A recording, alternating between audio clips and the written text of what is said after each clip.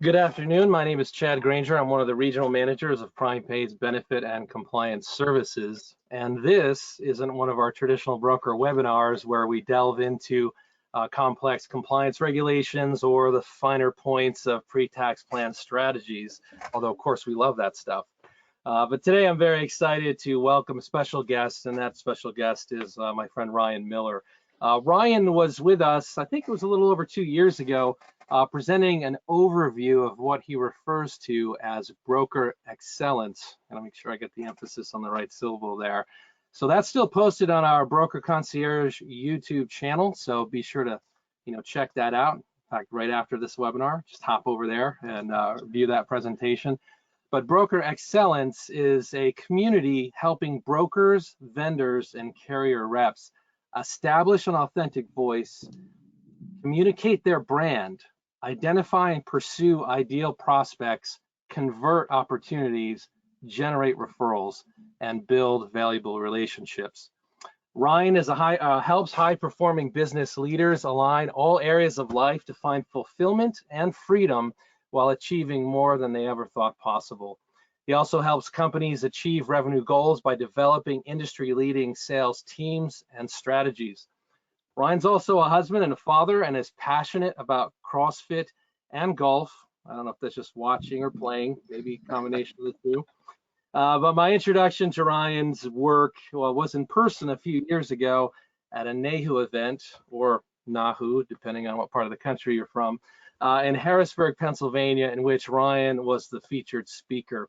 And so I got to see firsthand his passion and energy, and I knew, that afterwards I wanted to speak to that guy. So today the topic is how authentic attention drives sales success. And if you have any questions for Ryan throughout the course of our presentation here today, please do put them in the chat function of the webinar, and we will try to discuss some of them over the course of our time together this afternoon. And with that, Ryan, I'll turn the stage over to you. Welcome. Thanks, buddy. I appreciate the opportunity to be here, both the invitation from you, Chad, and just the ongoing encouragement and support that Lisa has been, and just really the whole PrimePay team. It's always super fun to be able to engage in these things. You talk about our first time meeting in Pennsylvania, and that just brings back the good old days of being able to do these things live.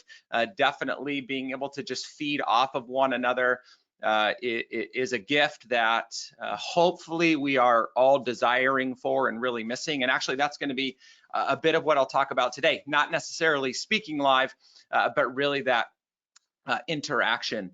And so if you happen to follow me at all through probably LinkedIn would be the place that I connect with most people. One thing that you hear me talk about a lot is this idea of authenticity. And clearly that's nothing new, right? Authenticity is something that predates every single one of us. It's something that has been talked about for generations and generations, and today it's something that is talked about on a pretty regular basis. So again, it's nothing new, and yet for me, one thing that was really important as I really started to draw into this idea of authenticity for myself and for other people, what I recognized was it's just something we say. It's not necessarily that that's done with ill intention. It's not necessarily that we don't want to be authentic or we don't want to be our true selves, but it's just a word, and it's just a characteristic and a trait that is very easy to say, and yet it is extremely hard to do. There's a quote by Benjamin Franklin, and I'm going to absolutely butcher it, but what he talks about is he talks about the difficulty of forming a diamond and cutting a diamond being equating to the difficulty of knowing yourself. And I think that is so relevant to this topic of authenticity, and that which will then lead into why I believe sales in the days of today are so difficult. It's not to say we're not generating revenue. It's not to say that we're not making money, but we have become so challenged to deeply know and understand ourselves and therefore communicate that person to other people that it's starting to inhibit our ability to be able to generate revenue in an organization or revenue for ourselves. And that's particularly difficult for you folks in an industry like employee benefits. I have now spent the last 5.5 to 6 years in the benefits world. I worked for a regional insurance broker in Southern California for a couple of years. I've done consulting for agencies. I coach and consult to individuals as well as people in small groups. And so I've spent a lot of time in the industry, and I understand just how difficult it is to be successful today, particularly through the COVID era, which disconnected people. It caused businesses to just run in a billion different directions, trying to figure out how they were going to hang on to their businesses, how they were going to hold on to employees, how they were going to manage remote people, what new compliance regulations were going to come through. There was just so much challenge. And that has just created far more burden for you and far more burden for me. And as that happens, as we start to get back into this proverbial corner of sorts, what we end up defaulting to as salespeople is what comes easiest to us. And what comes easiest to us is just flinging products and services at other people. And I don't know if you know this or not, but every single person on this call today, every single person that you're going to communicate with, or I will say the mass majority of them, can all throw the same products and services at your customer that you can. They can throw the same unique service offering at your prospect that you can. Whether you're a large national firm or you are an independent broker trying to do the best you can in whatever region or market you serve, we're all throwing the same things at the people that we're trying to win business from. And that's what we've defaulted to, because again, we get backed into a corner because it's just easy to talk about that stuff. And so there's got to be a better way.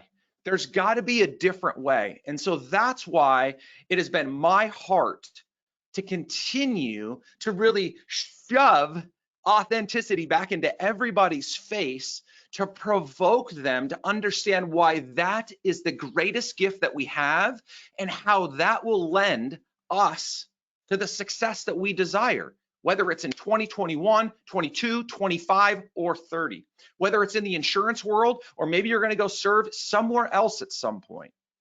You'll be able to carry that with you everywhere.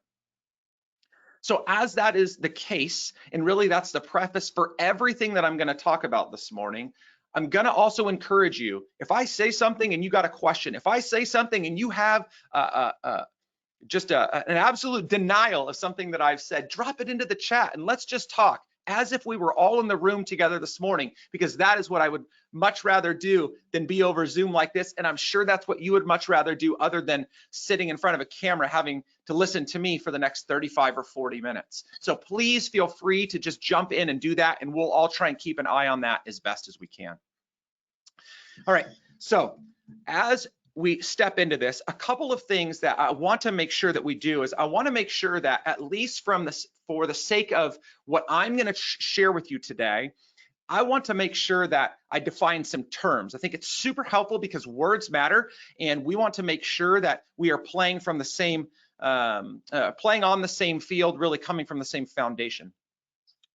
So when I say authenticity, what I mean is something along the lines of what the dictionary defines it to be, which is of undisputed origin.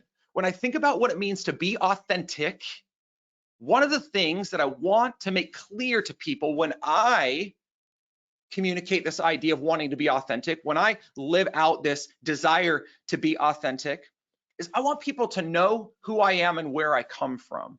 I want it to be so clear to people, the foundation that I stand on. That's first and foremost what should come to our minds when we think about what it means to be authentic. And we'll talk about how that practically works itself out in just a couple of minutes. Second to that, authenticity is all about what comes natural to us. Authenticity is all about what is just built into the nature of who we are. And I know that's a dangerous place to play, right? Because we all have demons. We all have things that we struggle with. We all have areas that probably aren't as good as we want them to be.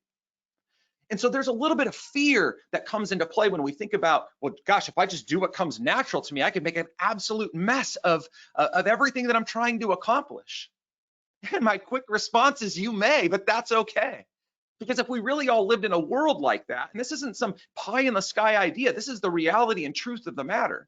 If we all lived and really behaved from that place, we would be in a far better world today. We'd be in a far better business environment and definitely in a far better sales environment. If we could truly just behave as the people that we are, and people would accept us for that. Obviously wanting us to learn and grow and to do the best that we can. So authenticity is about what comes natural. It's part of your purpose. It's part of your principles, your non-negotiables. These are the things that come natural to us, those inherent characteristics that are built into us.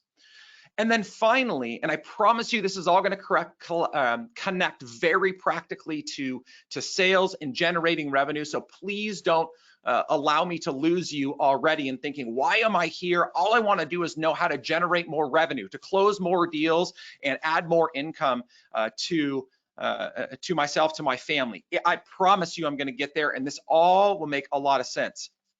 If not, I failed you. Third thing about authenticity that I want to make sure is super clear for us all is authenticity. To be authentic is to know myself, it's to be myself, and then to become the best version of myself. We've all heard and seen people talk about the topic of self-awareness, of emotional intelligence, the study of ourselves. It's important that we continue to do that. It's important that we continue to study ourselves, to know who we are, what makes us tick, what turns us off, what gets us excited, what totally drives us into the ground. Those are the things, those are the tools that we're going to be able to use to connect with our ideal client. And I'll get to that again in just a little bit. So authenticity is about knowing ourselves, being that person, and then striving to become the best version of who we've been created to be. Second to that, we're talking about authenticity and using authenticity to drive sales revenue. Well, what we're really trying to do in being authentic is we're trying to gain attention from people that resonate with who we are. And we'll talk in a little bit about knowing, liking, and trusting, which is the adage that every salesperson has heard for probably the entire duration of their sales career. But in order to get people to know you, like you, and trust you, you need to gain their attention, right? And so we definitely want to be ourselves. But with that, we want to make sure that people are taking notice of us, that we're standing out from the crowd, that we're differentiating ourselves from everybody else. Again, it's important to understand that by and large, you serve a commoditized market. Insurance is insurance. Yes, there's a difference between fully insured and self-funded. Yes, there's a difference between having the carrier take care of everything for you and instead breaking out and working with a TPA that helps to do direct contracting for you, and working with a pharmacy vendor, and setting up direct primary care for the employer population, whatever that may be, right? There's a lot of different functionality and differentiation in the means, but ultimately it's insurance, right? We're trying to find somebody to take care of the risk associated with the pool that you're trying to insure. Very simple and straightforward. And as a matter of fact, if you go out and try and shop rates, right? If you're in the small group market, it's very, very simple. Everybody's just age rated. And even outside of that, the creativity that now exists in the larger group markets, even when you go with self-funded, is getting more and more difficult to do. So everything looks very similar, and everybody can provide most of those solutions to the market. So you can't gain attention by being like everybody else. You have to gain attention by doing something unique and doing something different. And one way that we gain attention again is by being interesting, or by being valued, by being seen as important. So we'll use those as themes as we begin talking about engagement, as we begin talking about action. Those are the two places that I want to spend the rest of our time talking about how we can drive sales revenue in an industry like health insurance, employee benefits. So how we're going to be able to do that practically, but this is the place that we're going to come from, and I'm going to continue to go back here as time goes on. All right, so let's talk about then if we're thinking along the lines of authenticity, and now we have to consider, okay, so our job as salespeople is to identify a target market, right? For most of us, that's going to have something to do with the demographic of the employer, maybe location, size of the organization, maybe the industry or vertical, things like that. So that's going to be part of what we're going to think about. Then maybe we're going to think about the type of benefits that they already offer. Maybe we're going to think about the culture of the organization. Maybe we're going to think about the type of leadership that's in the organization. So all these things come into play, right? So we have to identify our target market. We need to figure out how we're going to go get them. We're going to pursue them. Are we going to find a way to have them pursue us? What are we going to do in order to get engaged with this audience that we're trying to draw into ourselves? What are we going to do in order to win them over to us? Well, one of the things that we can do is what Steve Martin once said, the actor Steve Martin. He said, "Be so good you can't be ignored." And I love that. I absolutely love that as an idea, that as a belief.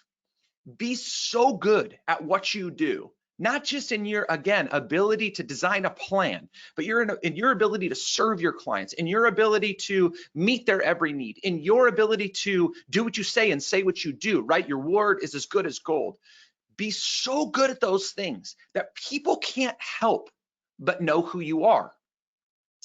I'm going to talk about him quite a few different times today because of some exciting things we're working on. But my good friend Andy Neary, who's also a speaker in this industry, he's a coach in this industry. This is something that he talks about a lot, right? He talks about building a brand that other people are attracted to, building a brand that sets you apart from everybody else. This is what he does so well, is helping people to create that brand that can't be ignored. So again, you want to be so good you can't be ignored, as Steve Martin says. So engagement. Again, when we think about engagement, it is this age-old adage. The whole process of winning a prospect over to you that eventually will give you money in exchange for a product or service comes down to that. Getting people to know you, getting people to like you, getting people to trust you.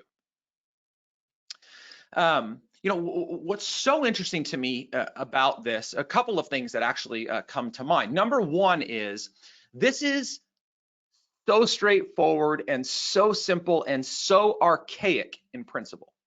I've been in sales for more than 20 years, actually I think 22 years now. And in the 22 years I've been in sales, I have heard that statement made over and over again. Get people to know you, like you, and trust you. That's the key to any sales professional. And yet, we try and figure out every new trick, every new tool, every new process, every new strategy possible, in some ways, in abandonment of the simplicity of what this is. Get people to know you. Get people to like you, get people to trust you. If you want to engage with people, if you want people to engage with you, this is where you have to spend the majority of your time. Now, I don't want to speak ill of the industry. I don't want to speak ill of those that are striving to offer you a ton of additional resources, because I do believe there's a place for them. But I would put a lot of money on the fact that the majority of you are spending far more time learning the newest self-funded strategy, the newest COBRA regulation, or ACA requirement, or whatever. You're spending far more time ingesting those things than you are learning about yourself and how you can attract other people to you. And yet that's the single greatest gift you can give to yourself in terms of attracting an audience to you that hopefully will end up buying from you. So you really, really, really need to go back to this basic. Get people to know you. They'll never trust you if they don't know you. And as a matter of fact, I coach a pretty well-known consultant in the industry, and he is known for his creativity. He's known for the success he's had in really, really unique and creative complete plan design and offerings for employers. I mean, it's just like amazing stuff. And I'll never forget the day that we were talking, and he said, Ryan, I don't get it. I have a way to save these people a significant amount of money. Like, I've qualified them ahead of time. I know that I can do this for them. And I've proven it over and over and over again with all these other clients that I've done it for. I don't understand why I can't convince them to listen to me. Or I've even shared it with them, but then they don't want to move forward. And yes, there's fear, right? There's the pain of change. But I said, you know what? I said, the biggest problem is because you haven't built up any trust with them. As much as you say you can do the things that you can do, they don't even like you yet. And so how in the heck are you going to ask them to make a multi-million-dollar decision to work with you just because you dangle some carrot in front of them? Most people aren't desperate enough to give over everything to you just because you have a better mousetrap. You've got to build a relationship with them first. Again, allow people to get to know you, to like you, to trust you. How do we do that? 4 things that we can do in order to get people to know us, to like us, and to trust us when it comes to engagement. Number 1 is contribution. And I put these all on the screen just so you can marinate in each one of these things yourself. The first one is contribution. Are you contributing to the industry out there? And I don't mean, or I should say, are you contributing to the marketplace out there? Not to your industry. You should be doing that. Invest, spend time with your peers, participate in associations. Things like this are great because it gives me a place to spout off. This is all great. But are you investing, are you contributing into the marketplace in such a way that your CFO prospects, that your HR prospects, that they see you, that they know you, that maybe they're getting to like you based upon the things that you're doing? Are you contributing to those environments? Because again, I would say that more often than not, we default to contributing to our own environment. And not because we're selfish, but because that's where we spend a lot of our time, right? Industry related events. But your clients aren't there. Your potential clients aren't there. So go contribute in places where they are. Invest in them. And I'll talk when it comes to action steps in the final slide. I only have a couple of slides, but in that final slide, I'll share with you some practical action steps. But again, I want you to really ponder these things. Secondly, are you differentiating yourself? Are you actually setting yourself apart from the competition? And you may say to yourself, well, how do I do this? How do I really set myself apart when maybe I'm going up against a monster national firm and I can't, like, I'm a small fish in a massive pond? Or you say to yourself, you know, everything that I have, they have too. And so it's just kind of like a world of me too. Well, go back to the last slide. The best way for you to differentiate yourself is to be yourself. Nobody else can be like you. There is not another person in this world that has been created like you. You may look similar to other people, you may act similar to other people, but your unique makeup, how you are wired, cannot be replicated. And then when you add in all the experiences you've had in life, all of the things that you're passionate about, all the things that excite you, nobody can replicate you. And so, again, as we'll talk about in action steps, if you get really good at knowing who you are and communicating that story over and over again to the world around you, you will be so good that nobody can ignore you. You see, people aren't attracted to the fact that you sell insurance. People are attracted to the fact that you're a parent. People are attracted to the fact that you're an invested spouse in the home. People are attracted to the fact that you like golf, or you like basketball, or you like to basket weave. Like, it doesn't matter what you do. As you get good at communicating your passions with other people, those people are going to be attracted to those same types of things. It's not much different than building a friendship or a dating relationship. We want to set ourselves apart. We do that by being ourselves, not by trying to look like everybody else, even though we try and change the colors in the logo to make it look like we're different. Be yourself. That's how you will differentiate. You're Ryan, I just had someone kind of put in a statement. They said, I had an aha moment. If I'm myself, then I will attract the clients that align with me. So, whoever said that, you win. You are the genius, and you can come up here and do this. Because if you just, I'm not even joking. If you just repeated that to yourself over and over again, and then you follow those last two things, which are consistency and patience, we'll talk about in a second, you can't lose. Like, I understand that sometimes we get backed into places where we're trying to kind of force things to happen. You know, maybe we're under the crunch of a quarterly revenue number, or we need to generate some more income because we have a goal in front of us that we want to achieve. Like, there are a lot of things that push us into places of a lot more tension. But ultimately, if we're playing the long game and we're willing to be consistent and patient, then that's the key. It's talk about you. It's communicate yourself with the people around you. Like, if you were to, I'm going to use myself for an example. So obviously I have the freedom to do some things that other people don't do because I work for myself, both for the good and the bad. But I have the freedom to share things like, I'm married for 20 years, and yet my marriage almost ended in divorce 5 years in. And if not for the fact that I had somebody guide me into a church in which I found faith, my marriage, I would not have celebrated 20 years, 100% for certain. I have a 19-year-old daughter and an almost 12-year-old daughter. And the experiences of life with them as a parent, as I've shared those things very publicly, both the highs and the lows, I have connected with other people.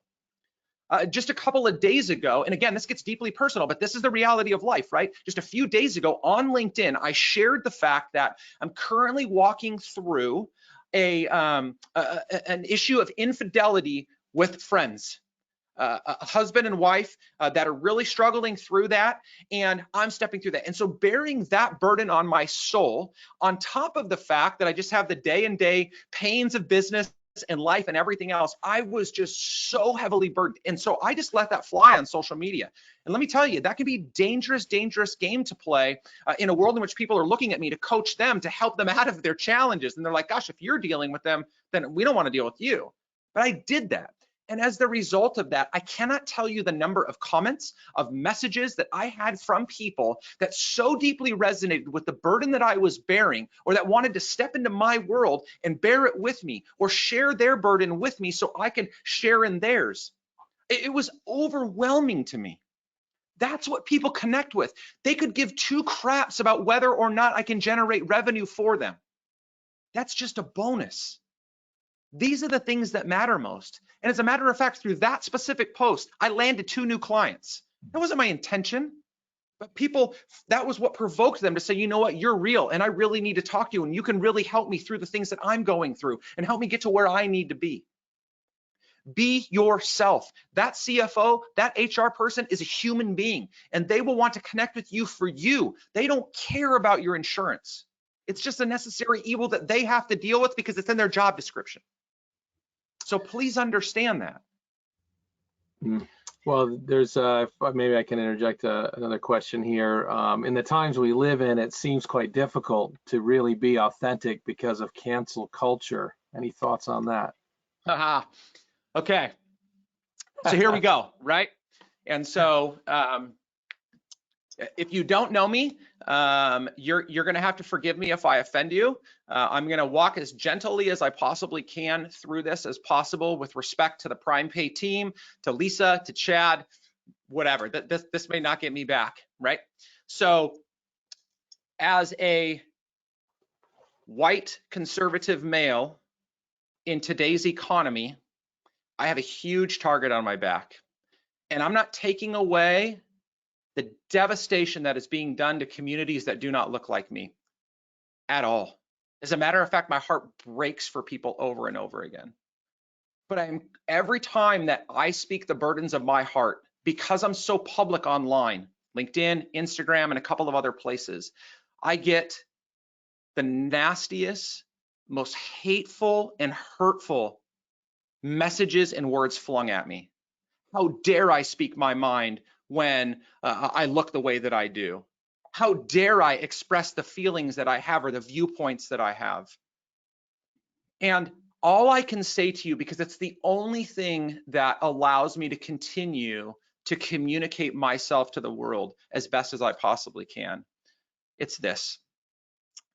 I fight to communicate and to share my heart with integrity, with humility, and with a desire to do what is right.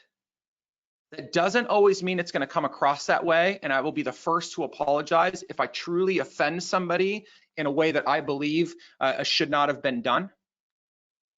And so I'm coming from that posture, but at the same time, we need to be able to communicate who we are. We need to be able to express ourselves for who we are, because no matter what your background is, no matter what you look like, no matter where you come from, no matter what your political affiliation is, no matter what your religious beliefs are, there are other people out there just like you that need to hear from you, that want to connect with you, particularly in a world in which we have been put into the corner of our house and stuck in front of a computer for as long as we have. We've lost this human-to-human interaction that we need so bad. So that CFO, that HR person, they're a human being and they want to hear from people. They want to feel like they have a place in this world. They want to feel like their heart can be shared too. And you and I both know that the best relationships that we have with clients are those in which we can help them produce the outcomes that they desire, and at the same time, we can live life together. That we can share our hearts, maybe that we can share our deepest and darkest secrets. If we had time, I would happily go through, maybe embarrassingly, with some embarrassment, but I would go through and share with you every single thing that I've screwed up in my life, just so I could put it all out on the table, and maybe I could be on some kind of playing field with somebody else. But I just need to encourage you. I understand you have to respect the organization you work for if you do so, but do not, please hear me, do not muzzle your voice for fear of what may come out, so long as you are coming from a desire to do good. And then just be willing to walk through that conversation, apologize. Stephen Covey says, seek first to understand and then be understood. Practice that. But I really believe, again, in this economy, in this environment, in this culture, and then in this industry that is one of the most tense that is out there, you have an opportunity to be a voice of good, to be a voice of reason, to be a voice of character, to be a voice of integrity. And that's what it means to be authentic, if that's truly where your heart lies. Yeah, it's excellent. It's really about having having a sensitive courage to still speak, but be sensitive to the context and what you're saying. Absolutely. Thanks, Ryan. All right, so let's start to land this plane. It looks like I got about 10 or 12 minutes or something like that. And I want to leave some time for other questions. Please, again, as much as this may sound very touchy-feely and philosophical at times, this is what wins. We're not trying to be good to win. We're not trying to do good to win.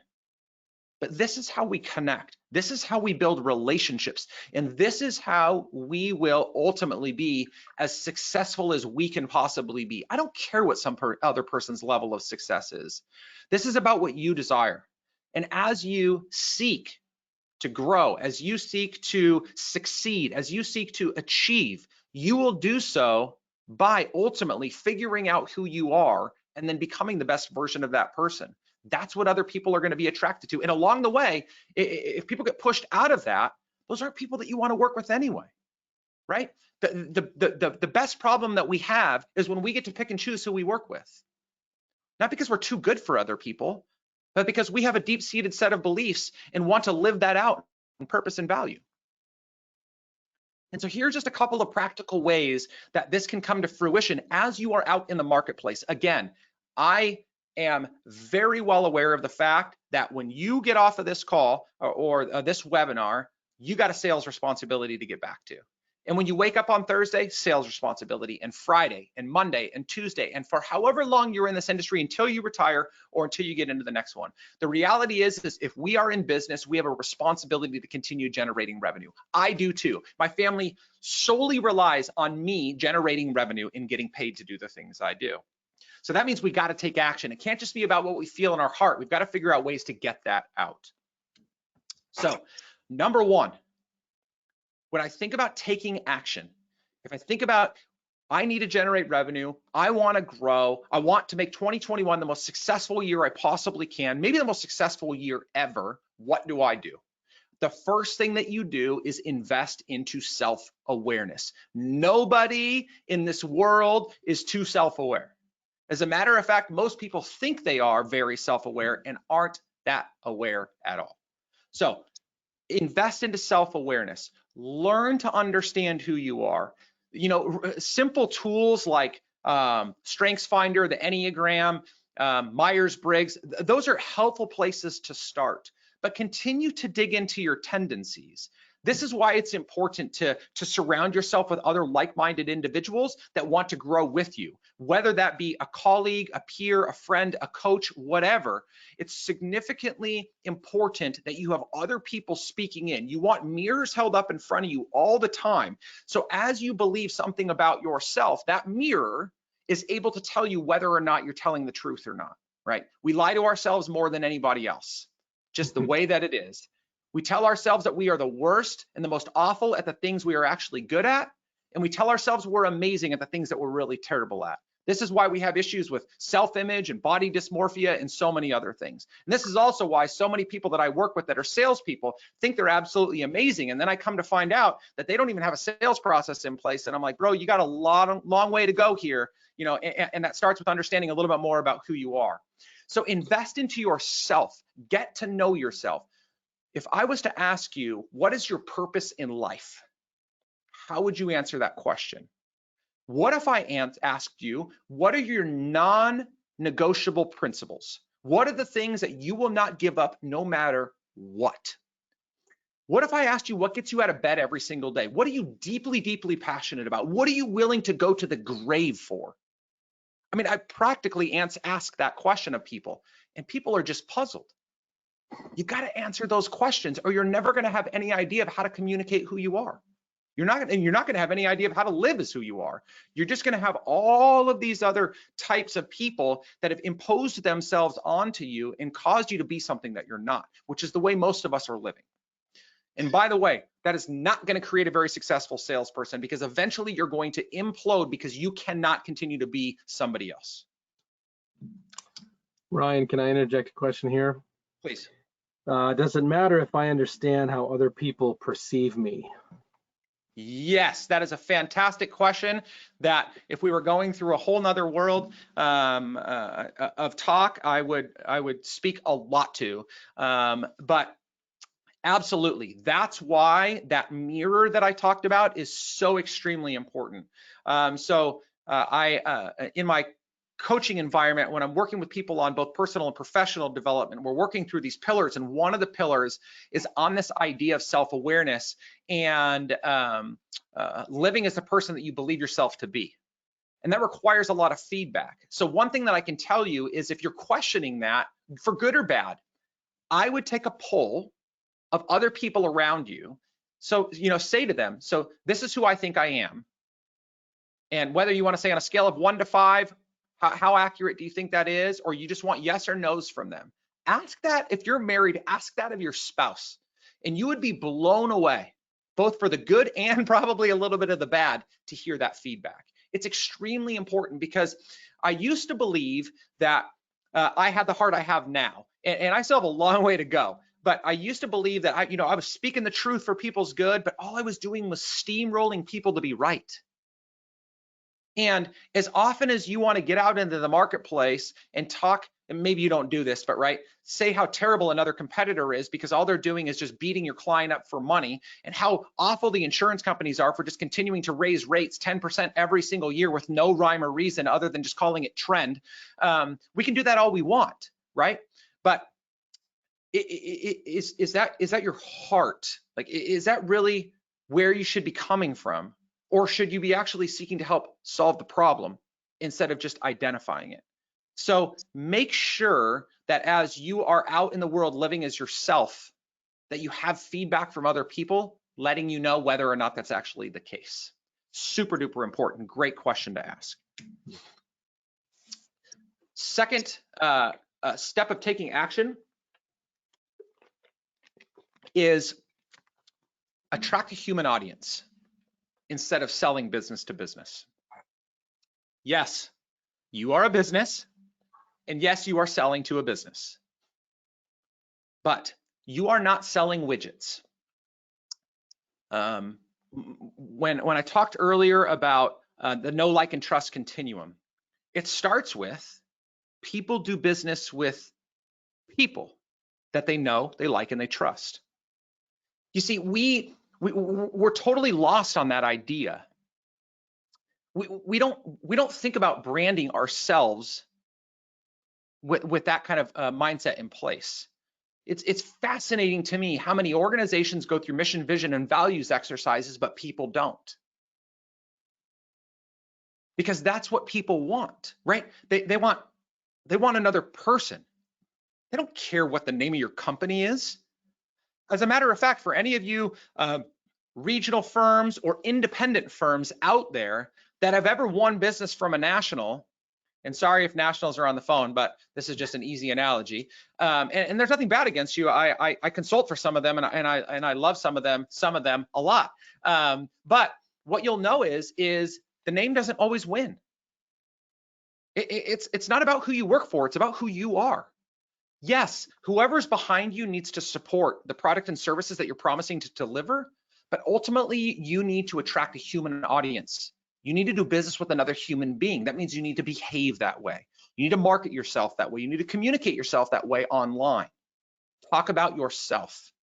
Push the limits there of sharing the personal side of who you are with your audience. You will go far, much farther than you think you do. Number 3, tell your story over and over again. So this is such an interesting one to me because when I work in the small group coaching environments that I've been doing, and now will soon be doing in collaboration with my friend Andy Neary, when we step through that process, one of the first exercises that we do is getting people to share their why they're in the industry they are, why they're in the role that they're in, why they're passionate about the industry that they serve. And what's so interesting to me is how we start hearing these stories of personal connection. An owner that I'm working with right now with a firm out in LA, he starts talking about the fact that just on a group call we had just 3 days ago and 2 days ago, and he said to me, he said, it's so interesting to me. He said, until you asked that question, I didn't realize that the main reason that I'm trying to serve in the employee benefits space is because the last thing that these executives want to have to deal with is all of this administrative crap that's deterring them from running the business that they dreamt of running in the first place. And I said, well, why is that so important to you? He said, because when I started my business, for so long, I couldn't get out of the way of all the crap that was preventing me from running the business that I dreamt of. Another woman that works for a large disability insurance carrier that's in one of my coaching groups. She specifically serves in the disability world because her brother was disabled and needed disability insurance to live. And her spouse is a disabled veteran. And so her heart's desire is to help people when they become disabled. And she wasn't telling that story. And there was some fear of like, well, I don't want to use that to my, advantage. And I understand that. I mean, when I started telling the story of being involved or being in the crowd of a mass shooting and having my friend killed standing right next to me, it was so hard for me to share that story. I don't want to become successful because I happen to be in the crowd and get lucky enough to make it out when other people died. But what I began to realize is that was part of what shaped me to be the person I am today. And I need those things to be me. And I need those things to connect to and relate with other people, to help people walk through their tragedies and ultimately to help them be the best that they can be. So understand your story and tell your story over and over again. This is so extremely important. Building a personal brand is not about prettying yourself up. It's about carving out a unique story in the midst of the world that needs you so deeply. Next up, address the elephant in the room and then be human. What do I mean by that? So the funny thing to me is when salespeople attempt to sell a new prospect, they do one of two things. They either default to what I talked about at the very beginning, which is they just come right out like full steam ahead and they're like, I'm here to sell you. I have the best insurance agency out there. What we're going to do for you, nobody else has done. We're going to make you a ton of, it's going to be amazing. And I'm like, yo, are you like selling cars or are you trying to communicate some sort of a consultation or a consulting opportunity? So that's like one, coming out hot in the sales world. Maybe not that extreme, but in that vein. The other side of it though is people try to get super coy and unique and Sherlock Holmes-ish in trying to build some sort of connection with this prospect, but without it being a sales conversation. Like, I don't care if we ever work together or not. I just want to talk to you. I just want a few minutes of your time just so we can shoot the breeze. And it's such a joke because guess what? Every single CFO, every single business owner, every single VP of HR, whomever that is, that gets a phone call from somebody in the employee benefits world thinks one thing. What are you going to sell me? And so here is my encouragement to you very, very practically. When you are reaching out to people for the first time, when you are communicating with people for the first time, and if this is recorded, you can go back and listen to this over and over again, but this is one of the most wonderful gems that I've been able to help my clients incorporate into their messaging. When you reach out to somebody for the first time, I recommend you saying something to this degree. I absolutely would love for the opportunity to do business with you. And that's why I've reached out to you. But I firmly believe until we get to know each other and have some sort of trust built up, you're never going to value what I have to offer. So would you afford me the opportunity to spend 15 or 20 minutes getting to know you a little bit and allowing you to get to know me a little bit and see what they say? This is not a trick. This is not some bait and switch tactic. This is putting the elephant right at the front of the room. I'm here to sell you. I want your business if there's an opportunity. But I don't believe that I will ever get that until we get to know, like, and trust each other, right? Try that. Be straightforward about that. There's nothing wrong with that. And what you will find is you're going to separate that conversation into one of two places. Either they're over it and they don't want anything to do with you, and that means, guess what? They weren't a prospect for you anyway. Or they're going to respect what you had to say and they're going to be willing to listen. And then guess what you get to do? You get to tell your story. You get to be different. You get to be you. You get to be authentic. And that's where you will begin to build the deepest connections that will create the best possible opportunities to generate sales revenue. And finally, as it relates to taking action authentically, figure out what people want and help them get it. Look, if you've ever read The Go-Giver by Bob Berg, one of the quotes he has in there, it's a great book, by the way. Bob was on my podcast. He's a wonderful human being. He is a giver of all givers, just a sweet man. And he says this, he says, the most valuable gift you have to offer is yourself, okay? So let me explain how that can work. When you go to meet with somebody, they may or may not have health insurance or Ben admin or whatever at the top of their list, right? It may be 4th or 5th down the list. So do you wait until that becomes a priority to engage with them? Do you try and force yourself in there? Or do you figure out what their top priorities are and figure out how to help them get to where they want to go?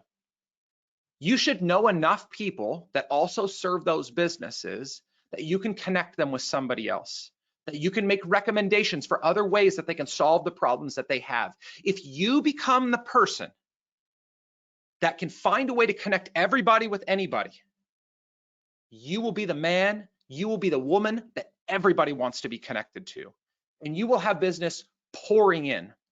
You know, one of the greatest values I believe I offer my clients when we're working together is, as soon as we have our first call, one of the things that I say to them is, who else can I introduce you to? And it's amazing when I'm working with vendors. So whether it's carriers, like a carrier rep or a vendor partner, I will say to them, which types of brokers do you want to meet? And my broker clients know that I'm going to make introductions, not because I'm guaranteeing them to do business with each other, but because I believe that two good people should be connected to each other and then they can figure it out. And when I work with brokers, I'm asking them, who can I connect you to that can go help you open doors? I know carriers and I know vendor partners that are willing to go to war and go out and prospect with the brokers in their area. And I can navigate those conversations. And so I'm trying to make as many introductions as I possibly can to solve problems. If you need a new payroll partner, I got somebody for you. If you need somebody in the Ben admin space, I've got somebody for you. If you need somebody to help you find the best custom suit possible, I've got the guy for you. It's no joke. I will figure out a way to connect you with anybody that you need, but I'm not just going to make a recommendation. I'm going to do the work. That's how I can give myself to other people. And those relationships will pay for themselves hundreds of thousands of times over again. That's awesome, Ryan. I'm sorry to interrupt. I just want to be mindful of the time. We do have one more question. We have had Bob on as a guest as well, so certainly benefited from having him on. There is a tension between maintaining professionalism and being authentic. Where do you see drawing that line? I want to get your thoughts on that as we close. Yeah, so I haven't seen somebody push the line. And what I mean by that is, I don't think that any of us is going to take to a professional environment and share pictures of the late night bender we were on over the weekend. I hope you're not doing that, but you're probably not going to do that anyway. You're probably not going to get on and air your grievances over the current political environment or the past political administration. You could do that, I guess, but if you're going to do it, figure out a tasteful way to do it. So use your best judgment. But here's where I would say that I think you should push. I think you should push to share more about what you care about, what you're interested in, what your family life looks like, why you're in the industry you're in, what makes you tick, what frustrates you, and why you're trying to solve those problems, why you care about the markets you serve, things that are landing on your heart, desires you see to make change. You know, Gandhi said, be the change you want to see in the world. Share those things with the world around you. You will not regret opening up about those things. And then, I mean, for me personally, again, I started to do it here, but politics, religion, I'll talk about it all because I believe I can do it tastefully and respectfully. And I have to pay the price or the penalty if somebody doesn't see it that way, but I'm okay with that.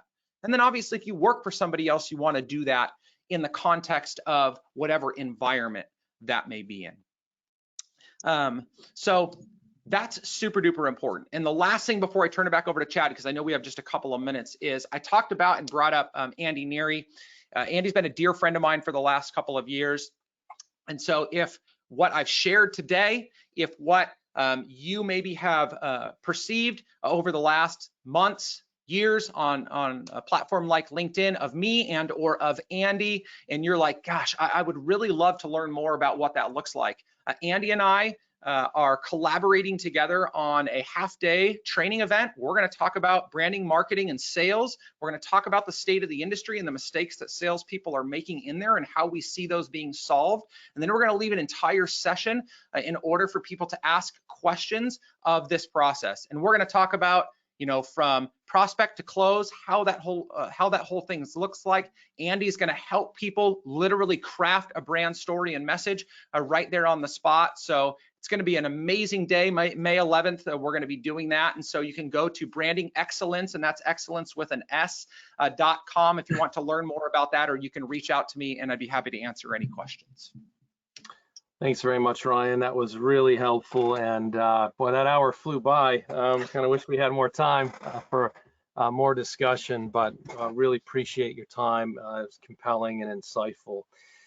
Just a few words with regard to PrimePay's Broker Concierge program. That program is a true broker partnership. You know, we're not just a vendor with a product and a price. As I like to say, we're a broker asset. Our regional managers are all certified in flexible compensation, and we're actively teaching continuing education courses. And that's just to say that we're experts in the field. Our goal is to help your clients do what they do, but do it better by making their daily operations more efficient with technology platforms, options, and integration, so they can press one button and make 10 things happen. We also help your clients reduce their overall cost of their employee benefits, which is usually one of their top 3 expenses. And we do that through an array of pre-tax plans to help keep the high level of benefits at lower premiums. And then finally, we keep them compliant with a whole host of state and federal regulations right up to today with things like the COBRA provisions of the American Rescue Plan. In regard to your agency, Broker Concierge was designed by brokers for brokers. Employer demands and expectations are changing, and you know you're not only handling benefits any longer, you're expected to be the go-to for compliance and much more. So fortify your book of business against competitive threats and strengthen your relationships while adding a new revenue stream, as our program offers new business and retention bonuses. If you have any questions, feel free to reach out to me or any of my colleagues or the Broker Concierge division. And once again, I really want to thank Ryan for his time. Thank you for attending this afternoon, and hope to see you again real soon. Take care.